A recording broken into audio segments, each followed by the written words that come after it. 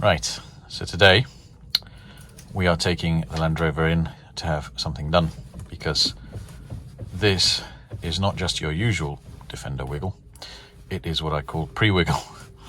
It's it's like that before it's even got in, but also it has another issue which I believe So I originally did what I thought was putting the original height suspension back on this Land Rover, but what I hadn't taken into account is that 20 years of sag happened to the suspension and dampers, and so over the years the tracking had obviously been compensated for this. And so yeah, when I went and put when I then went and put the standard height tracking back on, it effectively lifted the suspension of the vehicle. So what it did is basically tow the wheels outwards slightly. Now, when I've spoken to a Land Rover specialist near me called RR London, they said, well, it actually could be brake bias. Now, my brakes have been seen by my mechanic, but we shall see. But when I brake hard sometimes, especially on the wet, or if one of the tyres is on a white line, let's just say difficult wheel-based situations, I think we'll leave it like that. But yeah, I mean, we've got to solve this. So off she goes, and I'll show you now what it looks like when you actually start the engine, so you can see the real wiggle, not just the pre-wiggle. So it's 6 degrees out, and we are going to start the Defender. As a little update as to where the lithium iron phosphate battery is, and wait for the glow plug to go out. And there's a little bit of hesitancy, but it is 6 degrees, feels like 3 degrees. Will make the battery feel like anything other than the actual temperature. To give you an idea, it's cooled, right? So you can see, I mean, I get so much wiggle. It's not even wiggle. I mean, this is just rock the boat wiggle.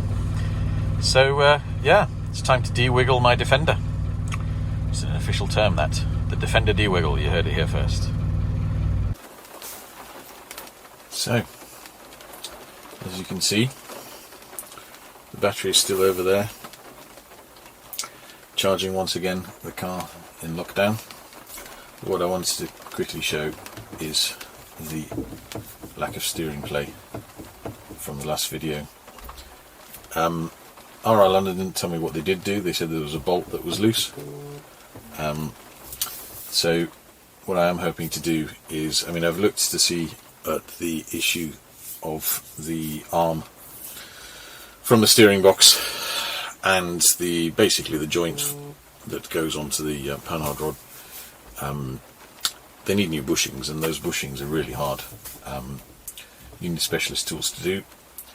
So I'm probably going to buy just new ones, but I'm finding it hard finding someone to do that for me. I can't really, whilst there's a lot of things I can do as a home mechanic, there's a lot of things you can't do. Yeah, I wouldn't even call myself a home mechanic, come for that. But yeah, it's I'm quite happy with this, and I'm going to show you shortly. So I have replaced this binnacle is with the metal one that you can get, and I'll put a link to where you get them from. And this needs replacing as well because it's plastic. But I do have there is something a bit more special coming out on that. Got these various plates behind here to replace. But yeah, that was where we are so far, and going to try out some new camera angles. But I am well chuffed with the steering, and it didn't turn out to be the tracking. There was a four-wheel alignment done. I'm not sure how much. I didn't get any feedback on that. But if anyone does know what the bolt was that was tightened, it would be good to know, so I can do that again. This steering wheel I got from got online. The original steering wheel was original. In interesting ways about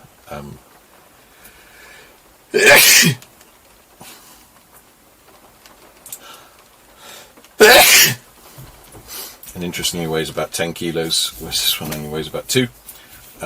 You do just take this off here, which I'll show you later, It has been damaged from being forced on and off, so I'm not going to take it off now. But it is slightly different to the tutorials that I saw online in that there's not a lock ring.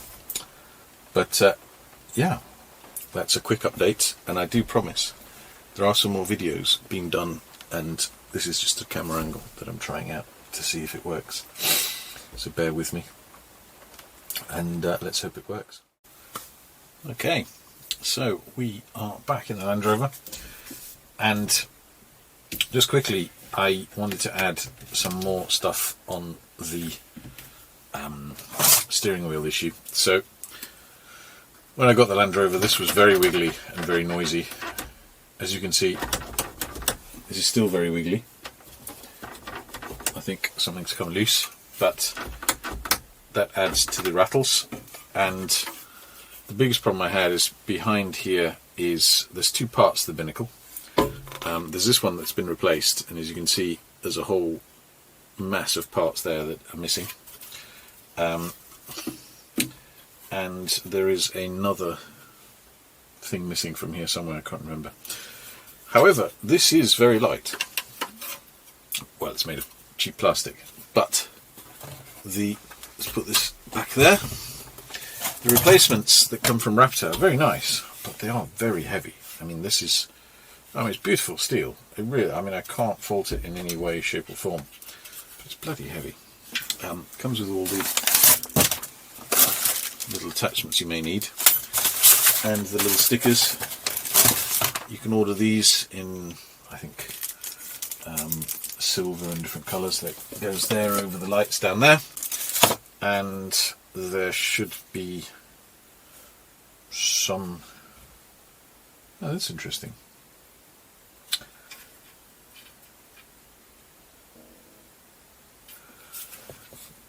This is kind of a it's smaller at the top than at the sides. I forget my geometry and what that is called, but this is actually a rectangle. Now that's going to be interesting. I better have a look on their site to see if there's anything there, but I may take there's a plate here that goes over. I may take that out and remake that in another material, which I'm very excited about, and I keep promising you that I don't do very quickly.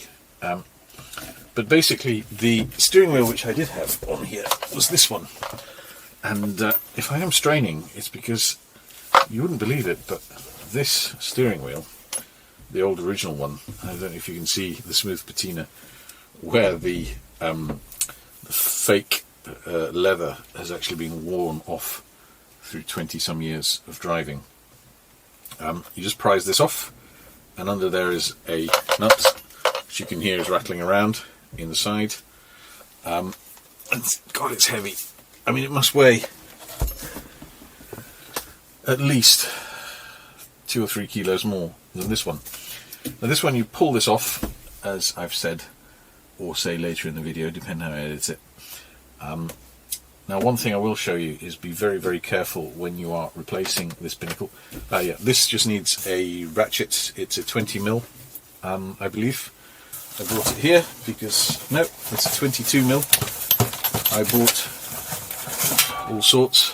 I bought this huge ratchet to get the bolts off of the back, which I'll show you in another video I'm editing. I actually got the first one off with a little ratchet which is about that big, and sheared a 12mm, 13mm bolt, which required a certain amount of physiotherapy on the biceps, but we won't go into that. Rusty old bolts and the damage they do. Have I just damaged that? I am a moron. No, I haven't. It's a Land Rover part, who cares? But yeah, this is a 22mm socket, which you will use to get that off. And I'll show you in a minute why. But what is nice is that is solid, even though it's very heavy. And this at the moment is not very solid. But we are getting this in, which is nicer, but heavier. And I don't know whether to cover it in leather or not. Let me know. So these amazing scratches were done by yours truly whilst trying to put this binnacle in. As you can see, it's cracked there, but that's the new one there. Don't make the same mistake as me.